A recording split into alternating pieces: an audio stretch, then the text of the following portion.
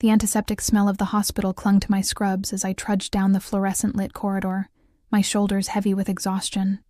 12 hours into my shift as an ER nurse at Manhattan General, and the cacophony of beeping monitors, squeaking gurney wheels, and pained moans had become white noise, a soundtrack to my unremarkable existence.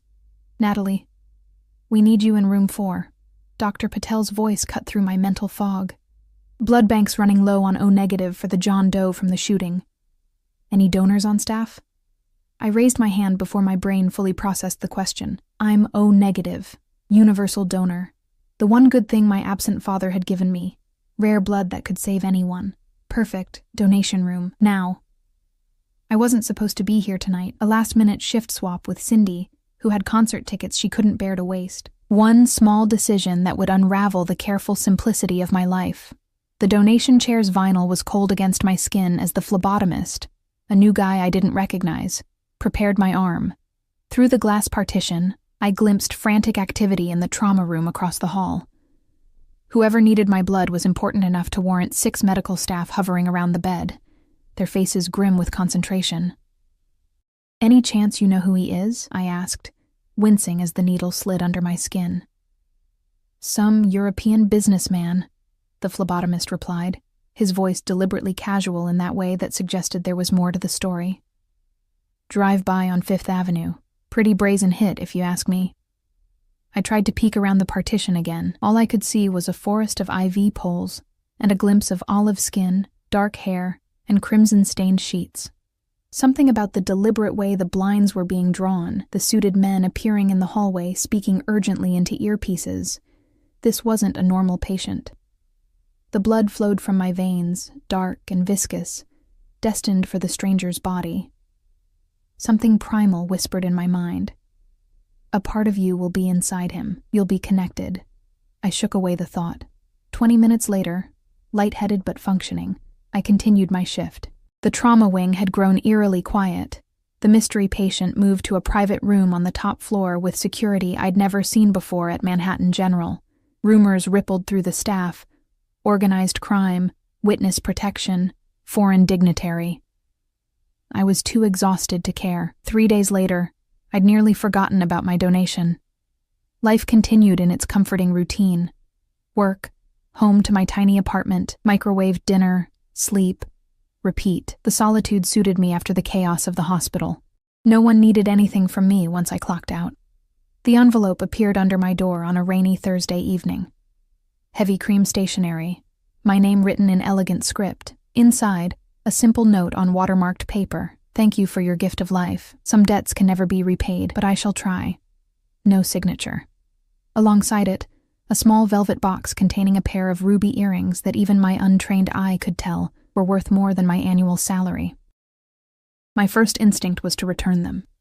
Hospital policy strictly prohibited accepting gifts from patients. My second instinct, as I ran my finger over the exquisite stones, was to wonder how anyone had discovered my home address. I called the hospital administration the next morning, but they claimed no knowledge of the gift or how a patient might have obtained my personal information. Patient confidentiality prevented them from revealing the mystery man's identity, though the supervisor's voice tightened when I described the earrings. She advised me to return them to hospital security immediately. I intended to. I really did.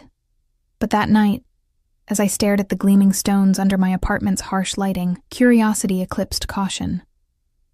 I'd been invisible my entire life, to my foster parents who collected checks, to the stream of forgettable dates who never called back, to hospital administrators who couldn't remember my name after 5 years of service. Yet someone had seen me, tracked me down, and sent this extravagant thank you. In a moment of rebellious whimsy, I fastened the earrings to my lobes and examined my reflection. The rubies caught the light, transforming my ordinary features into something almost striking. For once, the face staring back seemed to belong to someone significant. I wore them to my shift the next day, hidden beneath my hair, a secret warmth against my skin, a private rebellion, a tiny flame of importance kindled in my chest. The whispers reached me before I'd finished my first round of vitals. The VIP patient, my blood recipient, had checked out against medical advice, leaving behind a trail of generous tips for the staff and unanswered questions. Natalie, Dr. I. Patel's voice held an unfamiliar note of deference as he approached during my lunch break. "Someone's here to see you. A patient?" "Not exactly." He lowered his voice. "Look, whatever happens, you never heard anything from me. Understood? But the guy from last week, the shooting victim, his name is Salvatore Russo, old Italian family, import-export business officially." The name meant nothing to me, but the way Patel's eyes darted around told me it should. "His driver's waiting for you in the lobby. Says Mr. Russo requests the pleasure of thanking his blood angel in person." Patel's expression was unreadable. "You don't have to go. In fact, if you were my sister, I'd tell you to run in the opposite direction." I should have listened. Should have claimed illness, called security, manufactured any excuse. Instead, curiosity, that fatal flaw of every cautionary tale, propelled me forward. The man waiting in the lobby stood out against the institutional backdrop, like a hawk among pigeons. Impeccably tailored suit, military posture, eyes constantly scanning the environment. When he spotted me, his gaze lingered on my earlobes, visible now with my hair pulled back. "Miss Natalie Chen." Not a question. "Mr. Russo would be honored if you would join him for dinner this evening, to express his gratitude. I'm working until 8. The words tumbled out before I could formulate a proper refusal. "We'll wait." He handed me a card with an address embossed in gold leaf. "A car will collect you at your apartment at 9. I opened my mouth to object. How did they know where I lived? But he was already walking away, speaking rapidly into his earpiece in Italian. The rest of my shift passed in a haze of anticipation and alarm.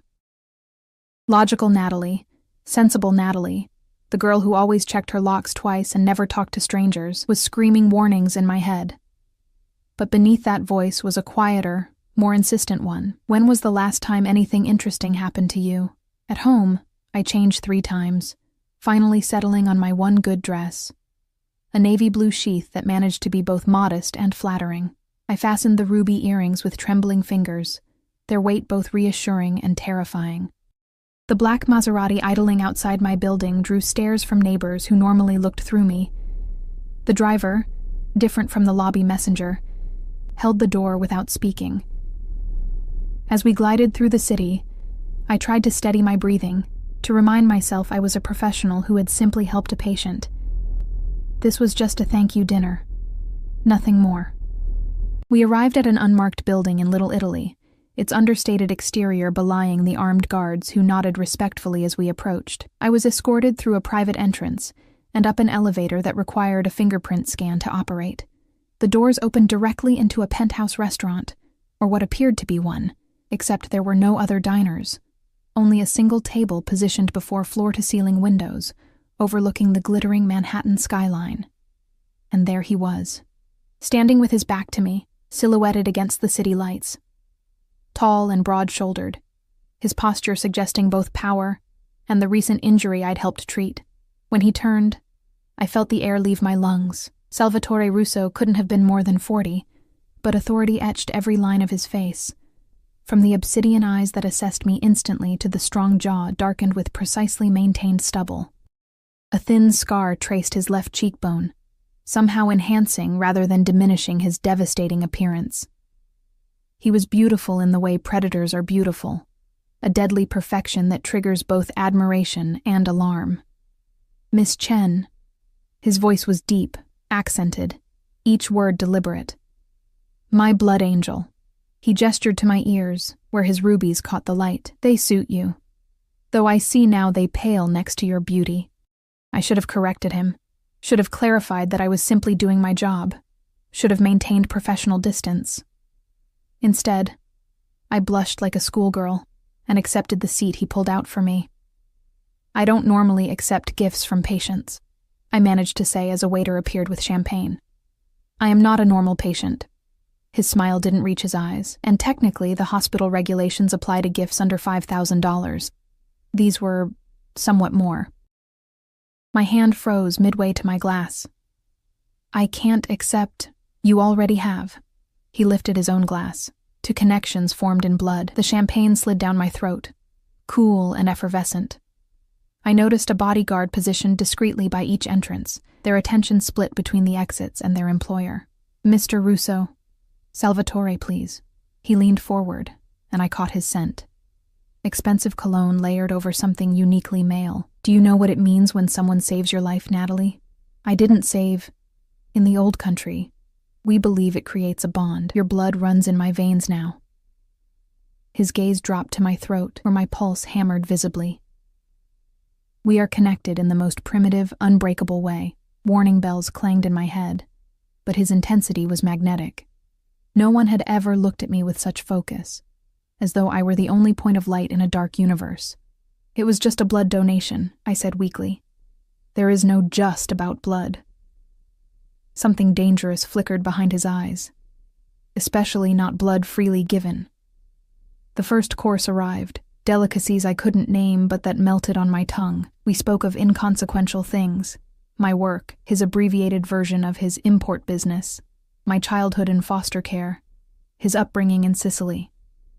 With each exchange, I felt myself relaxing, drawn into the gravity of his attention. Until his phone vibrated. The change was instantaneous, his expression hardening as he read the message, then firing off a rapid response in Italian. When he looked up, the charming dinner companion had vanished, replaced by someone colder, more calculating. Forgive me, Cara, but our evening must end early, he signaled to his men, who immediately moved into position around us. Antonio will see you home safely. Disappointment flooded me, followed immediately by relief. The logical part of my brain was regaining control, reminding me of all the red flags I'd been ignoring. Thank you for dinner, I said, rising. And please don't feel obligated to. His hand caught mine, his grip gentle but inescapable. This is not the end, Natalie Chen.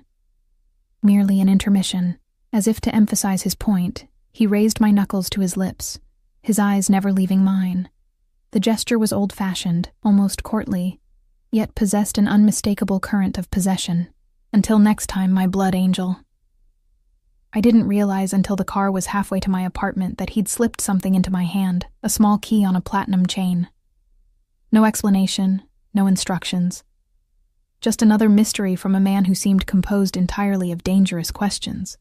I should have thrown it away, should have returned the earrings, should have called in sick the next day and changed my phone number, my address, my entire identity. Instead, I placed the key in my jewelry box beside the earrings and went to bed, dreaming of obsidian eyes and blood-red rubies, unaware that I had already unlocked a cage I would never truly escape. 3 weeks passed without word from Salvatore Russo. The ruby earrings remained in my jewelry box, unworn after that night, though I found myself opening the lid daily to confirm they hadn't been a fever dream. The mysterious key hung from its platinum chain beside them, its purpose unknown, a riddle I couldn't solve but couldn't discard. I threw myself into work, taking extra shifts that left me too exhausted for curiosity. Yet each time the hospital doors slid open, I caught myself looking up, half expecting to see his silhouette framed in the entrance. Each black luxury car on the street made my heart stutter. I told myself it was relief when they passed without stopping, not disappointment. You seem distracted, remarked Dr. Patel during a rare quiet moment in the ER. His eyes held knowing concern. Everything okay after that? Dinner? Fine, I said too quickly.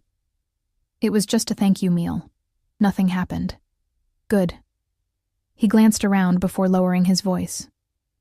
Look, I shouldn't tell you this, but I overheard some guys in suits asking about your schedule last week. I told administration not to give out that information. Ice flooded my veins. What guys? Italians. Expensive watches, not much neck. He mimicked a thick-set build. Just be careful, Natalie. Men like Russo don't operate by normal rules. I nodded my thanks, trying to appear appropriately concerned while tamping down the inexplicable thrill that coursed through me. He hadn't forgotten. He was still watching. That evening, I returned to find my apartment building in unusual commotion. Moving vans, workers in uniforms carrying furniture into the elevator. What's happening? I asked Mrs. Goldstein, my elderly neighbor who missed nothing from her strategic position by the mailboxes. New tenant bought the entire top floor, she said, eyes gleaming with gossip. Paying cash from what I heard. Some European businessman. She leaned closer. Very handsome, very mysterious. Came by earlier with an entourage, like something from the movies. My pulse quickened. The whole floor? That's 4 apartments. Knocked down the walls already. Carlos says they're working round the clock. No expense spared. She patted my arm. Maybe you'll catch his eye, a pretty girl like you. If only she knew. I took the stairs instead of waiting for the elevator, needing time to process this development. It couldn't be coincidence. My building was unremarkable, in a neighborhood better described as convenient than desirable. No European businessman would randomly select it unless... The hallway to my apartment appeared unchanged, but something felt different. The air carried a faint scent of fresh paint and expensive cologne. My door looked exactly as I'd left it, yet I found myself checking twice that it was properly locked behind me. Inside, everything was in its place, but the hairs on my neck stood on end. Someone had been here. Nothing was missing. On the contrary, my refrigerator now contained prepared meals in glass containers. My near-empty bottle of shampoo had been replaced with an identical full one, and a vase of fresh blood-red roses sat on my kitchen table. Beside it, another cream envelope. My hands trembled as I opened it. The renovations are temporary. Forgive the disturbance. Dine with me tomorrow? The key opens the private elevator to the penthouse. No signature needed. Sleep evaded me that night, my thoughts oscillating between indignation at the invasion of my space and an undeniable fascination with the man who had orchestrated it. By morning, I had decided to confront him, to establish boundaries, to demand explanations. I made it through my shift on autopilot, my mind elsewhere. At home, I showered and dressed with deliberate casualness. Jeans, a simple blouse, minimal makeup. I would not be a willing participant in whatever game he was playing.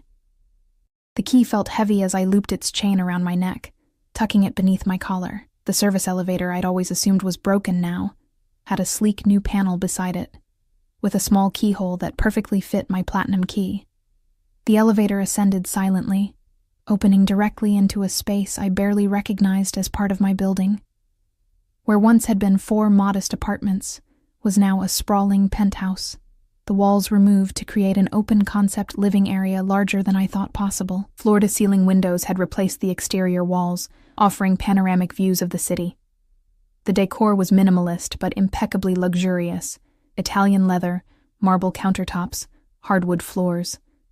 Salvatore stood at a wall of windows, backlit by the setting sun, a glass of amber liquid in hand. He wore charcoal trousers and a crisp white shirt open at the collar. More casual than our first meeting, yet no less commanding. A fresh scar peeked from beneath his sleeve. Surgical, from the bullet wound that had brought him into my life. Right on time, he said, without turning, as if he could sense my presence. Punctuality. I admire that in a woman. What is this? I gestured at the space around us, finding my voice. Why are you in my building? He turned then, his dark eyes assessing me with that same intensity that made me feel simultaneously exposed and fascinating. I dislike inefficiency, he said simply. And traveling across the city to see you seemed inefficient. So you bought my building? The absurdity almost made me laugh. Just the top floor. His lips curved slightly, for now. He moved toward me with a predator's grace, each step deliberate. You're not wearing the earrings. They're too valuable for everyday wear. I stood my ground as he approached, refusing to retreat though every instinct urged caution. Why are you doing this? Doing what, precisely? He was close enough now that I could smell his cologne, could see the faint lines at the corners of his eyes. The gifts, the surveillance, moving in upstairs. Normal people don't do these things. I believe we established I am not normal. His gaze dropped to the chain around my neck, following it to where the key disappeared beneath my blouse. Yet you came anyway, my cheeks heated. To tell you to stop. Stop what? His voice lowered, intimate. Stop thinking about the woman whose blood saved my life? Stop wondering what twist of fate brought you to that hospital on that specific night? Stop feeling this connection? There is no connection, I insisted, even as my body betrayed me, leaning imperceptibly toward his. Liar. The word held no accusation, only certainty. His finger traced the chain around my neck, making my skin tingle. You feel it too. Before I could formulate a denial, A discreet cough interrupted us. A server, uniformed and expressionless, had materialized to announce dinner. Salvatore stepped back, the moment broken. "Shall we?" The dining room overlooked the city's lights, now twinkling in the dusk. The table was set for two, with china I suspected cost more than a month's rent. As we ate, exquisite cuisine prepared by what was evidently his private chef, Salvatore steered the conversation to safer topics: my work, my interests, my background. "You mentioned foster care," he said, refilling my wine glass. "No family?" "My mother died when I was 7, father unknown. I rarely discuss this, but the wine and his attentiveness loosened my reserve. I bounced around the system until aging out, put myself through nursing school." Something flickered in his eyes, understanding, perhaps even admiration. "Self-made. You built yourself without foundation. That takes remarkable strength." "Or desperation," I countered. "Never diminish your accomplishments, Natalie." His tone hardened briefly. "The world will do that enough." The conversation shifted to his own background, the carefully edited version. Born in Sicily to a traditional family. Educated in Switzerland. Took over the family import-export business after his father's untimely death. Now based primarily in New York, with interests across Europe and Asia. What he didn't say spoke volumes. No mention of the armed guards I'd glimpsed in the hallway. No explanation for the suspicious looks from the kitchen staff. Equal parts fear and reverence. No acknowledgement of the constant vibration of his phone, which he checked discreetly but regularly. After dinner, he led me to a terrace I hadn't noticed before. A private outdoor space with a small garden and comfortable seating. The night air carried the first hint of autumn crispness. "You have questions?" he said, settling beside me on a cushioned bench. "Too many." I hesitated, then decided on directness. "What do you want from me, Salvatore, currently?" His eyes gleamed in the low light. "To enjoy your company, to understand the woman who is now part of me." He indicated his chest, where my blood now flowed in his veins. "Beyond that, we shall see. I'm a nurse. I've given blood to dozens of patients. It doesn't make us connected. Perhaps not for you." Something haunted crossed his features. "But when you live in my world, Natalie, believing in signs and bonds becomes necessary for survival. The night I was shot, that was meant to be my end. Instead, I received life from a stranger who asked nothing in return. In my experience, such things do not happen by chance." I wanted to argue, to insist on coincidence and medical science, but the conviction in his voice gave me pause. "What happened that night? Why were you shot?" His expression shuddered. "Business disagreement. Most business disagreements don't end in gunfire. Mine sometimes do." He reached out, tucking a strand of hair behind my ear, his fingers lingering against my cheek. "You know what I am, don't you? Even if you don't say it aloud." I swallowed hard. "I have suspicions, and yet, you came tonight." His thumb traced my lower lip, sending electricity down my spine. "Curious, Natalie. Brave, Natalie. What am I to do with you?" The question hung between us, loaded with possibilities that both frightened and thrilled me. I should have pulled away, should have stood up, walked to the elevator, and never looked back. Instead, I remained frozen under his touch, my heart thundering in my chest. His phone vibrated again, the spell broken. Salvatore's face transformed as he read the message, hardening into something cold and calculating. He stood abruptly. "I must attend to something. Antonio will escort you home." His tone was clipped. All warmth evaporated. "We'll continue this another time." Just like that, I was dismissed. The mysterious, attentive Salvatore replaced by a man clearly accustomed to giving orders and having them obeyed without question. I felt oddly bereft as a stone-faced security guard led me to the elevator. "Wait," I said as the doors began to close. "How will I—" "Keep the key, Cara," Salvatore called from across the room, already speaking rapidly in Italian to someone on his phone. "You'll know when to use it." The elevator descended to my floor, leaving me with more questions than answers, and the unsettling realization that I was already anticipating our next encounter. Back in my apartment, I found another change. A small box on my bed containing a phone I hadn't owned before. It was already charged with only one contact programmed into it. I should have reported him. Should have moved apartments. Should have thrown the phone, the key, and the earrings into the East River. Instead, I placed the phone on my nightstand and climbed into bed, wondering what new lines I would cross tomorrow. The new phone remained silent for 2 days. I carried it everywhere, checking it compulsively despite myself, torn between relief and disappointment at its blank screen. The key around my neck grew familiar, warming against my skin beneath my scrubs as I moved through my shifts at the hospital. Everything about my daily life appeared unchanged, yet nothing felt the same. I caught myself scanning rooftops, looking for the security personnel I now suspected were always watching. The black SUV parked across from the hospital entrance. Was it the same one each day? The delivery man who never quite looked me in the eye when he brought flowers to the nurse's station? Did his accent sound Italian? "Chen, you with us?" Dr. Patel's voice snapped me back to the present during morning rounds. I asked about the patient in 204. "Sorry," I mumbled, focusing on the chart in my hands. "Mr. Abernathy is stable, vitals improving after last night's transfusion." Patel studied me with narrowed eyes as our colleagues moved ahead to the next room. "You sure you're okay? You seem distracted." Before I could respond, the burner phone in my pocket vibrated. The first time since I'd received it. My heart leapt traitorously. "Fine," I assured him, fighting the urge to check the message. "Just tired." In the bathroom, I locked myself in a stall to read the text. "Car waiting at end of shift. Wear something formal. S. No request, no question mark." Just an assumption of compliance that should have infuriated me. Instead, my pulse quickened with anticipation. The rest of my shift crawled by. At exactly 7, I exited the hospital to find a black Maserati idling precisely where the message had promised. The driver, Antonio I recognized, opened the door without speaking. "I need to go home first," I said, sliding into the leather interior. "I don't have anything formal with me." "Not necessary, Miss Chen." Antonio's voice was professionally detached. "Mr. Russo has arranged everything." We drove not to my apartment, but to an exclusive boutique in the Upper East Side.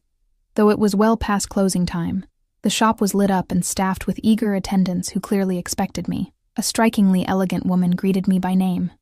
"Miss Chen, welcome. I'm Sophia, Mr. Russo's personal stylist. We have several options prepared for tonight's event."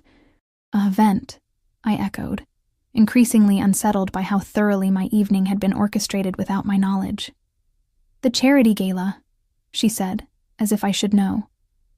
"Now let's find something that will complement those remarkable eyes of yours." What followed was a surreal hour of being draped in couture dresses worth more than my annual salary. Sophia circling like an artist contemplating a canvas. We settled on a midnight blue gown that fell like liquid from a single shoulder, the fabric catching light with subtle iridescence. My reflection was startling. The woman in the mirror looked sophisticated, significant, nothing like the invisible nurse who blended into hospital corridors. "Perfect," Sophia declared. "Now hair and makeup." I emerged from the boutique transformed, hair swept into an elegant updo, makeup enhancing features I hadn't known were worth enhancing. Antonio's eyebrow raised fractionally, the only indication that my appearance had changed at all, before he opened the car door again. We arrived at the Metropolitan Museum of Art, its facade illuminated for an evening event. A red carpet stretched from the street to the entrance, flanked by photographers capturing the arrivals of New York's elite. My stomach clenched with sudden panic. "I can't go in there," I whispered to Antonio. "I don't belong in this world, Mr. Russo disagrees," he replied, unmoved. "He's waiting at the top of the steps," and there he was. Salvatore Russo stood like a sentinel above the glittering crowd, imposing in a tuxedo that emphasized the broad shoulders and narrow waist of a man who maintained his physical power as carefully as his financial kind. Even from a distance, his focus cut through the chaos, fixed on me with laser precision as I emerged from the car. The intensity of his gaze drew me forward like a magnetic force. I moved up the steps toward him, peripherally aware of curious glances, whispered questions, camera flashes. Salvatore Russo rarely attended public functions, I would later learn, and never with a woman on his arm. "You are breathtaking," he said when I reached him. taking my hand and bringing it to his lips in that old-world gesture that sent heat spiraling through me. His eyes lingered on the platinum chain visible at my collarbone. "You wore the key." "It matched the dress," I lied, unwilling to admit I hadn't taken it off since he'd given it to me. His knowing smile suggested he wasn't fooled. "Shall we?" Inside, the museum had been transformed into a fantasy of wealth and influence. Art masterpieces watched silently as New York's most powerful figures circulated beneath crystal chandeliers, champagne flowing freely, conversation a sophisticated hum punctuated by occasional laughter. Salvatore kept me close, his hand at the small of my back, as he navigated the room with practiced ease. He introduced me simply as Natalie, offering no explanation for my presence that might have satisfied the curious eyes that followed us. I noticed how people responded to him, with careful deference tinged with wariness. Conversations paused when he approached. Men straightened their posture. Women's smiles became more deliberate. "Why am I here?" I whispered during a momentary lull, as a waiter offered champagne. "Because I wished you to be," he answered, scanning the room with the vigilance I now recognized as constant, "and because it's time certain people understood your significance." "What significance?" "I'm just a—" "Never just anything, Kara." His voice hardened slightly, "especially not with me." And before I could press further, we were approached by an older man with silver hair and cold eyes, flanked by a young woman dripping in diamonds who looked barely 20. "Russo," the man acknowledged, his accent distinctly New York. "Didn't expect to see you tonight." "Martinelli." Salvatore's posture subtly shifted, angling slightly between me and the newcomer. "I make exceptions for children's hospitals." Of course.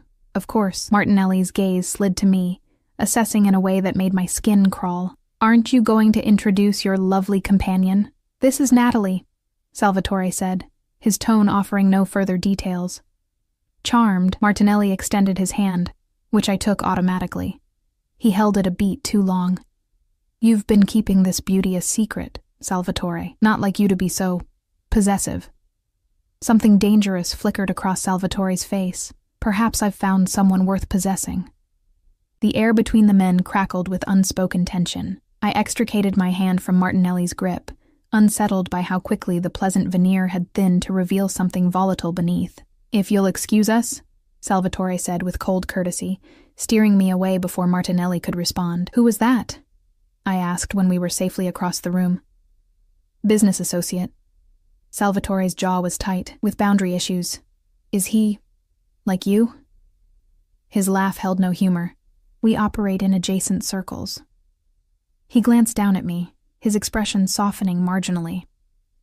"Don't concern yourself with Martinelli. He's become irrelevant." The rest of the evening passed in a whirlwind of introductions and veiled conversations I only partially understood.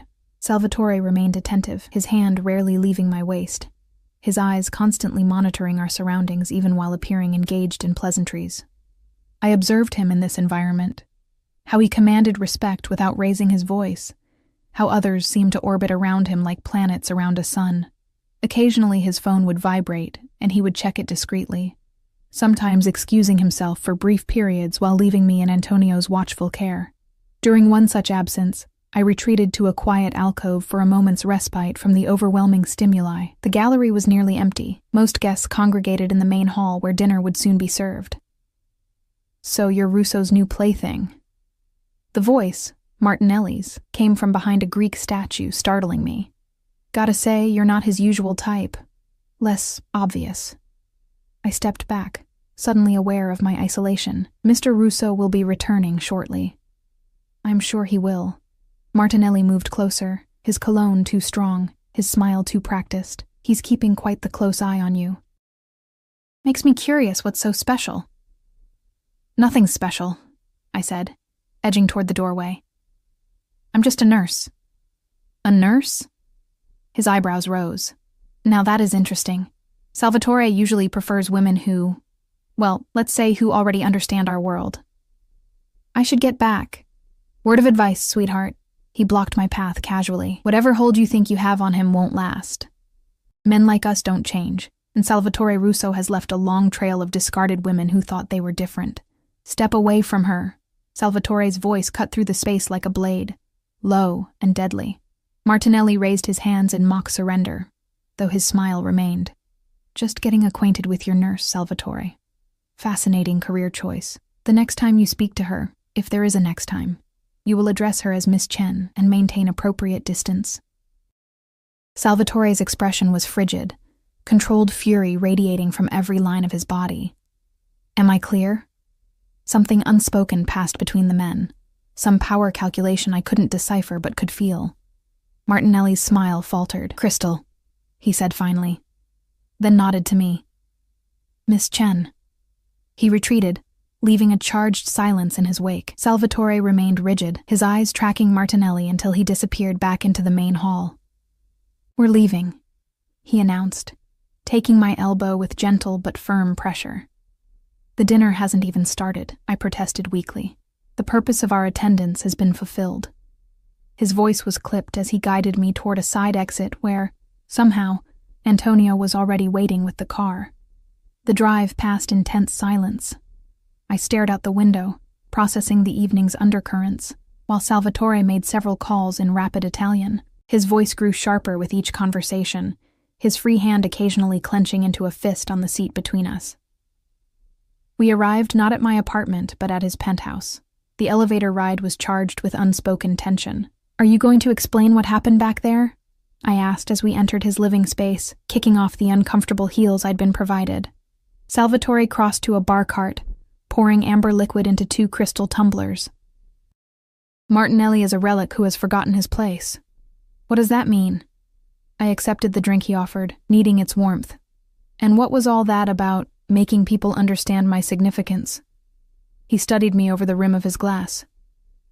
There are circles within circles in my world, Natalie. Tonight, I placed you in the innermost one. I never asked to be in any circle of your world, I said, frustration finally breaking through. You've orchestrated this entire evening, this entire relationship, without once asking what I want, and what do you want? His voice softened dangerously. The question caught me off guard. What did I want? To return to my invisible life of work and solitude, to pretend I hadn't felt more alive in the past few weeks than in years prior. I faltered, then found my resolve. I want honesty. I want to understand what's happening here. What am I to you, Salvatore? A blood debt, a novelty, another possession. He set down his glass and moved toward me with predatory focus. You are a miracle I never expected. A woman who gave life without calculation, who sees me, the real me, without flinching. I don't see you at all, I countered. You show me only what you choose to reveal. Then ask. He stood before me now, close enough that I could feel the heat radiating from his body. What would you know? Who are you? Really, his smile was without humor. You know who I am, Cara. You've known since the hospital. Say it. He reached out, fingers tracing the chain at my neck. I am what Americans call organized crime, what Italians call tradition. My family has controlled certain enterprises for generations. The confirmation should have terrified me. Instead, it felt like exhaling after holding my breath too long. Why me? There must be women who would kill to be in your world. Precisely the problem. His thumb found my pulse point, lingering there. They want the world, not the man. You wanted neither. I still don't, I whispered unconvincingly. Liar, he said again, the same way he'd said it that first night in the penthouse. Not an accusation, but a gentle observation of truth. His hand slid to cup my cheek, and I knew he was going to kiss me. Knew I should pull away. Knew I wouldn't. His lips met mine with surprising gentleness, a question rather than a demand. For one suspended moment, I remained still, balanced on the knife edge of decision. Then something unraveled inside me. Pride, reason, self-preservation, and I was kissing him back with an intensity that shocked us both. Salvatore groaned, his control fracturing as his arms encircled me, pulling me against the solid wall of his chest. The kiss deepened, turned hungry. Years of my solitude combusting in the heat between us. His hands traced the bare skin of my back, where the dress dipped low, each touch igniting new flames. Natalie. He breathed against my mouth, my name transformed into a prayer. Tell me to stop. It was the first time he'd sought my permission for anything, and the irony wasn't lost on me even in my dazed state. Here, in this most intimate moment, he was finally giving me choice. Don't stop, I whispered, surprising myself with my certainty. His eyes darkened, pupils dilating until only a thin ring of brown remained. Without warning, he lifted me effortlessly, my legs wrapping around his waist as he carried me through the penthouse to a bedroom I hadn't seen before. The space was masculine and minimal, dark woods, crisp linens, and windows overlooking the glittering city. He laid me on the bed with unexpected reverence, stepping back to look at me with an expression of wonder and barely restrained desire. "You are so beautiful it hurts to look at you," he said, voice rough. My midnight gown pooled around me like spilled ink, my hair coming loose from its elegant arrangement. I should have felt vulnerable, exposed. Instead, I felt powerful, watching this dangerous man struggle for control because of me. "Then don't look," I challenged softly. "Touch." Something feral flashed in his eyes. He removed his jacket, then his tie, the methodical movements at odds with the tension radiating from his body. When he joined me on the bed, the controlled facade had returned, though I could feel the leashed power in every calculated move. "Are you certain?" he asked one final time, hovering above me. In answer, I reached up to unfasten the chain around my neck, placing the key on the nightstand. "I'm choosing this. Choosing you." And what followed was a revelation. Beneath his controlled exterior, Salvatore Russo was a man of fierce passions and surprising tenderness.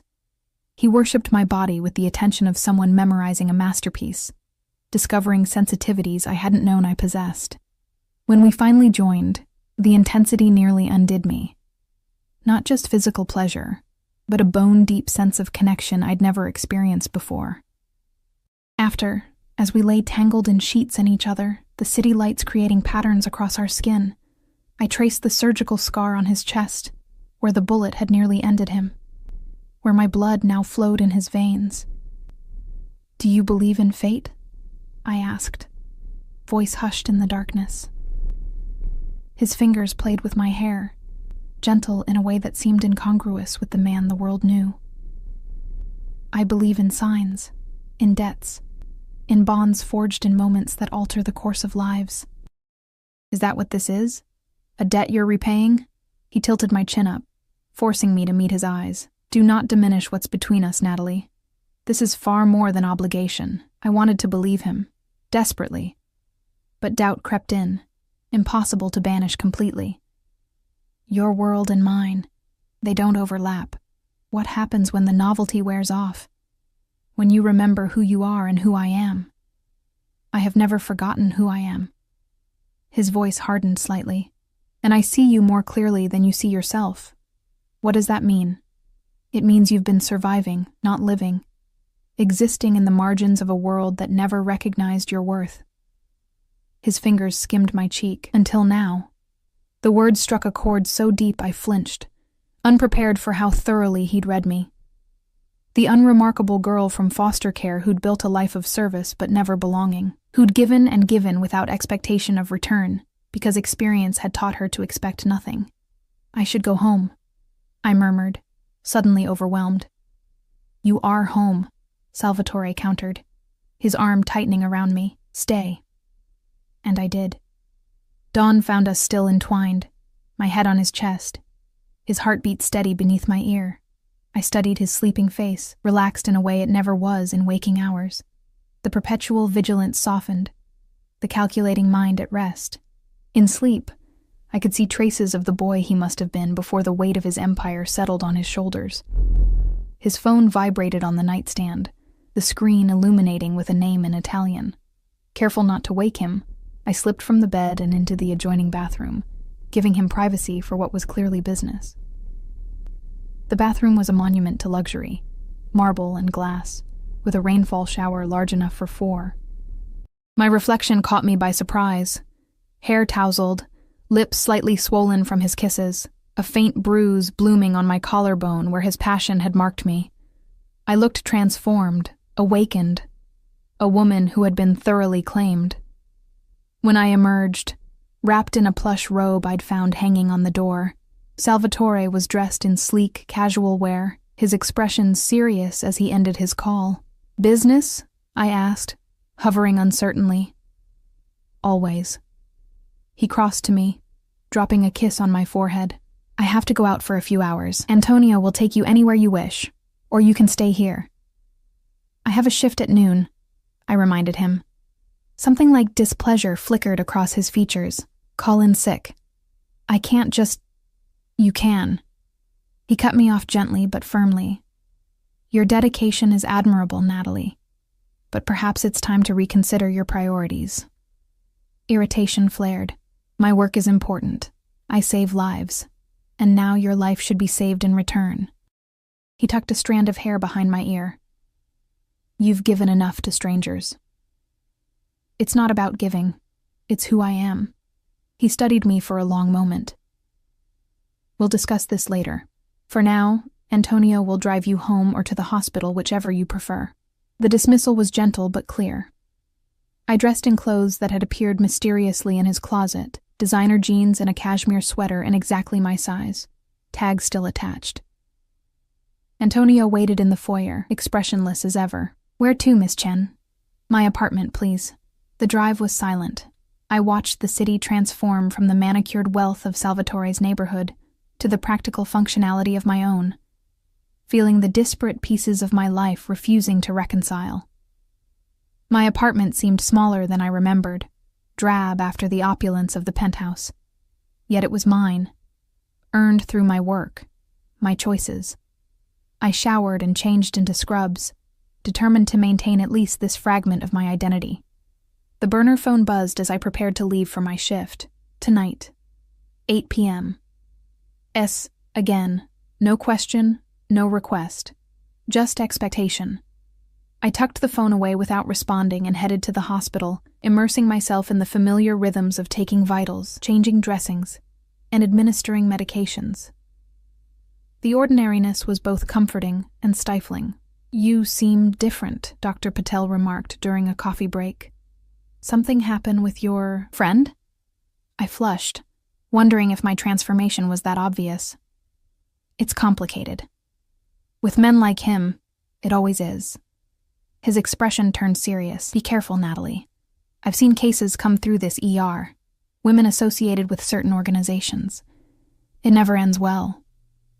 "I know what I'm doing," I said, more to convince myself than him. "Do you?" He held my gaze. "These men live by different rules. What seems like protection can become a cage." His words echoed in my mind as I finished my shift. A cage. I recalled Salvatore's suggestion that I reconsider my priorities, meaning my career, my independence. The way decisions were made for me without consultation. The constant surveillance I was increasingly certain surrounded me. By 8 o'clock, my apartment felt like a battleground between desire and self-preservation. The key to the penthouse weighed heavy in my palm as I debated. Going upstairs meant taking another step into his world. Staying put meant asserting boundaries he seemed determined to cross. At 8:30, a knock at my door startled me from my deliberation. Salvatore himself stood in the hallway, dressed impeccably as always, his expression unreadable. "You didn't come up," he stated simply. "I was thinking." A dangerous pastime. His attempt at humor fell flat, tension radiating between us. "May I come in?" I stepped aside, watching as he surveyed my modest space with eyes that missed nothing. It struck me that this was the first time he'd actually entered my apartment, despite clearly having had access before. "You're upset," he observed, turning to face me. "I'm confused," I corrected. "This is moving very fast, and I feel like I'm losing control of my own life." "Control is an illusion, Kara." He moved closer, his presence immediately dominating the small room. "We never have as much as we believe." "That's easy for you to say. You control everything and everyone around you." A shadow crossed his face. "Not everything. Not the bullet that nearly killed me. Not the enemies who grow bolder each day." For the first time, I glimpsed genuine concern beneath his confident exterior. Is that why you were shot? Enemies? He sighed, running a hand through his immaculate hair. A rare gesture of discomposure. There's a power shift happening. Old alliances breaking, new threats emerging. Martinelli is merely one face of a larger problem. And last night? That wasn't just a charity event, was it? No, his honesty was unexpected. It was a statement, declaring you under my protection. I don't need protection. You do now. His voice hardened. Being with me comes with complications. The implications sank in slowly. Because now I'm a target. He closed the distance between us, taking my hands in his. Nothing will happen to you. I would burn this city to ash before allowing you to be harmed. The frightening part was that I believed him, and that the declaration, which should have terrified me, instead sent a forbidden thrill through my body. What was happening to me? This isn't the life I chose, I said softly. Perhaps it chose you. His thumb traced circles on my palm. The moment your blood entered my veins. We stood in silence, the crossroads between us impossible to ignore. His world or mine, security or freedom, passion or safety. I need time, I finally said, to think, to understand what I want. Something like relief crossed his features. Not the response he'd expected, but not rejection either. Time you shall have. He brought my knuckles to his lips. But understand this, Natalie Chen. I am a patient man, but not when it comes to what belongs to me.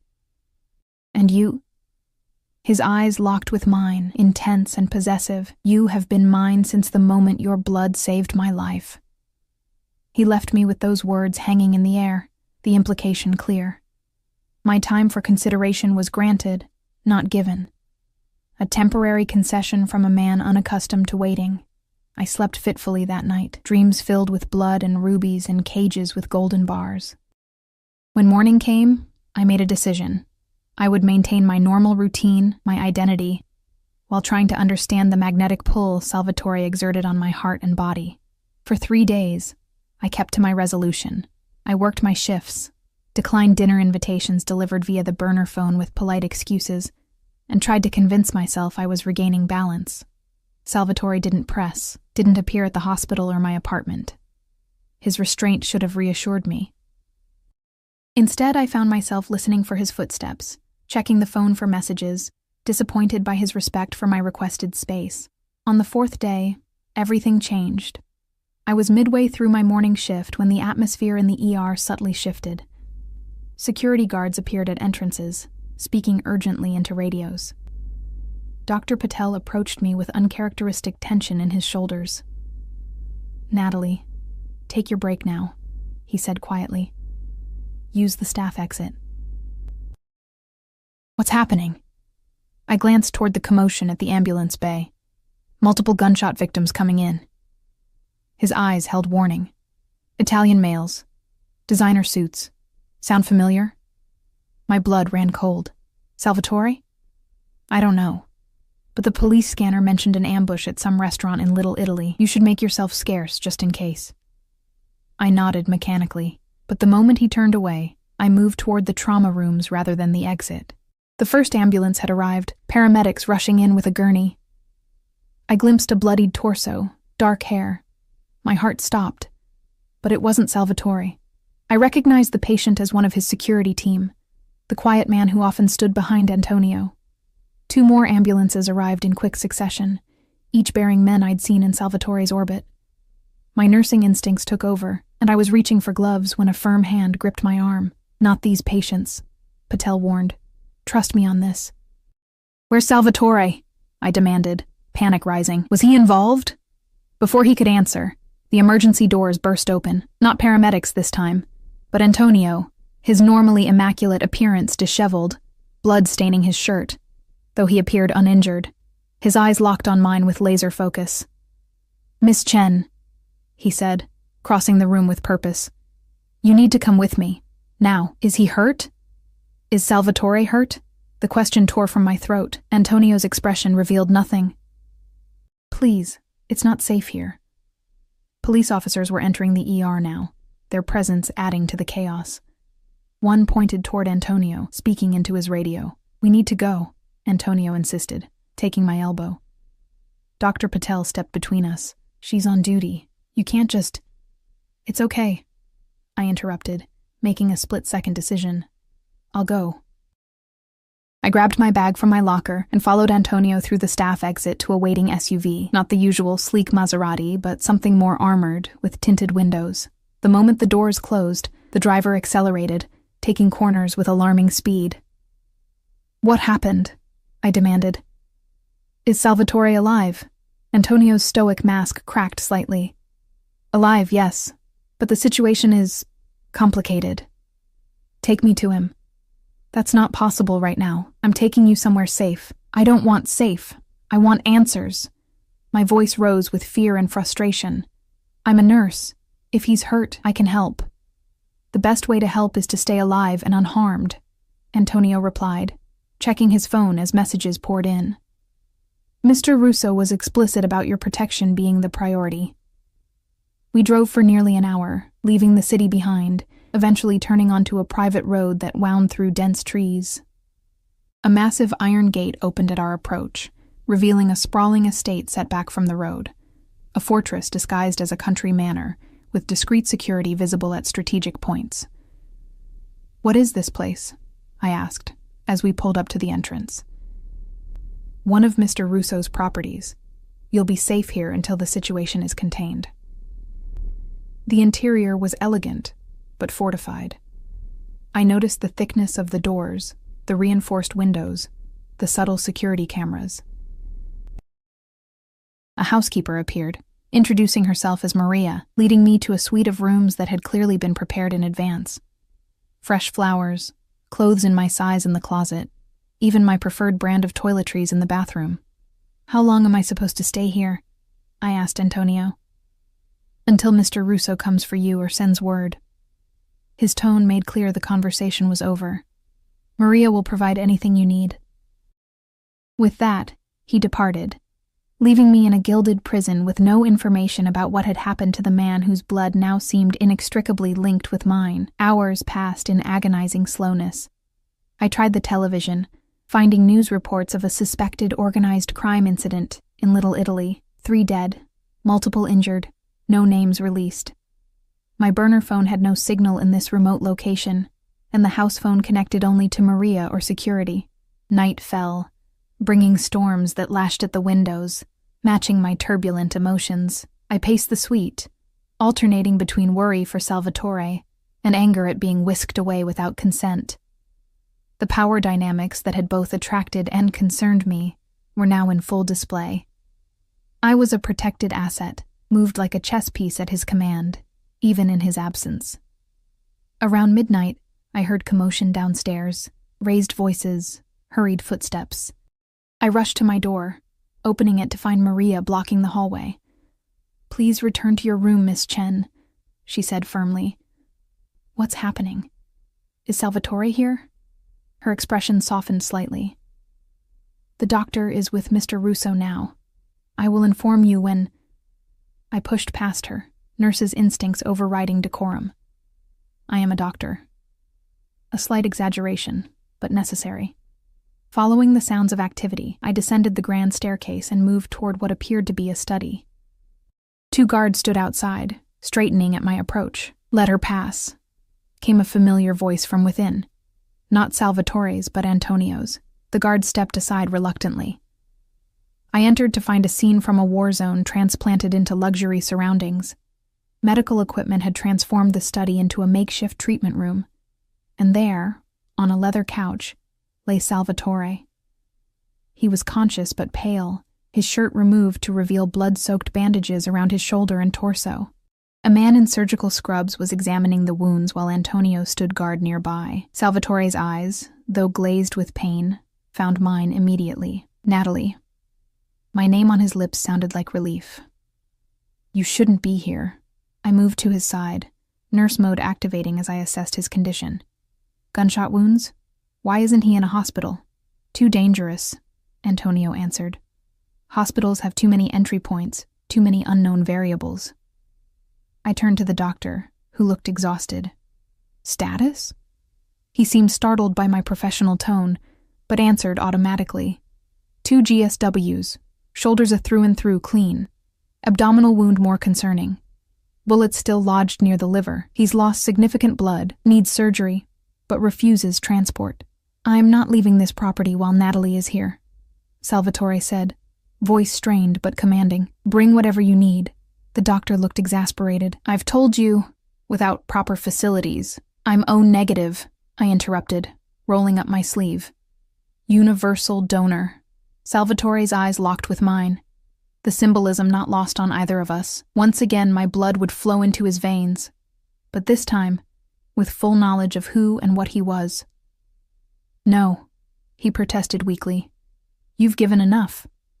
I sat beside him, already examining the medical supplies. It appears I haven't. The next hours passed in a blur of medical procedures. I assisted the doctor.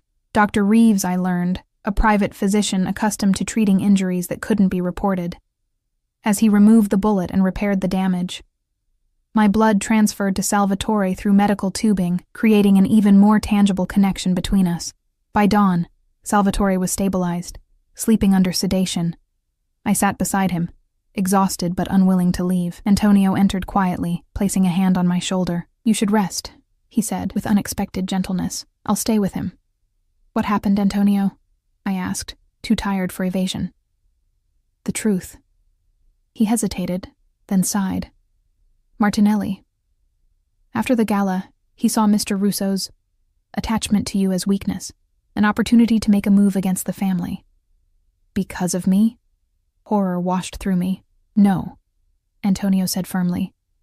This conflict has been brewing for months. Martinelli merely accelerated his timeline, believing Mr. Russo would be distracted. Was he? The question was barely a whisper. Antonio's expression softened. Mr. Russo is never distracted from business.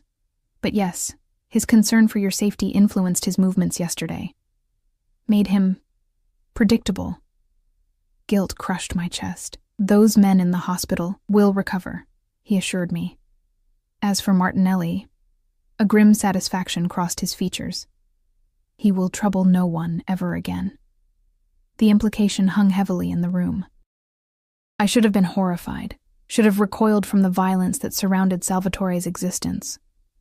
Instead, I felt a complicated relief, mingled with concern only for the man before me. What happens now? I asked. Now we wait. For him to heal. For the situation to stabilize. And then? Antonio studied me with unexpected perception. That depends on you, I think. I remained by Salvatore's side throughout the day, monitoring his vitals, changing his dressings, administering medications. By evening, he was conscious again, his natural strength asserting itself despite the trauma his body had endured. You're still here, he murmured, reaching for my hand. Where else would I be? His fingers tightened around mine. Safe, away from this life. I'm exactly where I need to be. The certainty in my voice surprised us both. He struggled to sit up, wincing with the effort. Natalie, listen to me. What happened yesterday? It's the reality of my world, the danger, the violence, the constant vigilance. I was selfish to bring you into it. You didn't bring me anywhere, I countered. I chose to follow. Did you? His eyes searched mine. Or did I manipulate circumstances until you had no real choice? The question struck at the heart of my own doubts. Had I been gradually ensnared? My independence eroded through calculated moves? Or had I recognized something essential in this complicated, dangerous man? Something that called to parts of myself I'd never acknowledged? 3 days ago, I was pulling away, I said slowly, setting boundaries, reclaiming my life. When I heard you were hurt, none of that mattered. I just needed to get to you. That's not love, Kara. That's adrenaline, crisis response. Maybe Stockholm Syndrome. His bitter laugh ended in a grimace of pain. Don't tell me what I feel, anger flared unexpectedly. I've spent my life invisible, giving pieces of myself away and expecting nothing in return. With you, for better or worse, I feel seen, valued. Even in your most controlling moments, you've never looked through me. Something shifted in his expression. Surprise, then a vulnerable hope he quickly masked. What I am cannot change, Natalie. The dangers that surround me will never disappear. I'm not asking them to. I took a deep breath, the decision crystallizing as I spoke. But I won't be a protected pet either. If I'm in your life, I'm in your life fully, not hidden away when trouble comes, not kept in the dark about decisions that affect me. You're asking to be a partner to a man whose business partners occasionally try to kill him, he said incredulously. Do you understand what you're saying? Probably not entirely, I admitted. But I understand enough. I want truth between us, Salvatore. Complete truth. He was silent for a long moment, internal calculations visible in his eyes. Finally, he nodded once, decisively. Truth, then. I love you, Natalie Chen, from the moment your blood saved my life, perhaps. Or maybe from the first time you stood your ground against me. I didn't plan it. Didn't want it. Love is vulnerability, and men in my position cannot afford vulnerability. The confession, raw, unvarnished, stole my breath. Vulnerable, yet here you are. Here I am, he agreed, grimacing as he shifted position. Shot because I was thinking of you instead of watching for Martinelli's men. Breaking every rule I've lived by. Risking everything. Is it worth it? I asked softly. His free hand rose to cup my cheek. That is the question, isn't it? Is Natalie Chen worth restructuring an empire for? Worth changing habits that have kept me alive for decades? I waited, heart suspended. The answer, terrifyingly, is yes. His thumb traced my lower lip, but the question remains whether I am worth the danger you'll face, the compromises you'll make, the normal life you'll forfeit. I had spent the hours of his surgery contemplating exactly this. The nurse who saved lives in the conventional way, versus the woman who could stand beside this powerful, complicated man as he navigated his dangerous world. The invisible existence I'd constructed versus the vibrant, if perilous life that beckoned. I've never had a normal life, I said finally, and I've never felt fully alive until you. There will be rules, he warned, steel entering his voice despite his weakened state. Non-negotiable precautions, security measures, and there will be limits to those rules, I countered. My work, my independence. These aren't accessories I'm willing to discard. A smile, genuine, not the calculated charm he often deployed, transformed his face. Negotiating terms already. You'll be formidable in this world. I'm not joining your business, I clarified quickly. No, but you would be joining my life. The two cannot be entirely separated. His expression turned serious again. I cannot promise safety, Natalie, but I can promise that every resource at my disposal, every man, every dollar, every ounce of my strength, will be dedicated to protecting what's mine.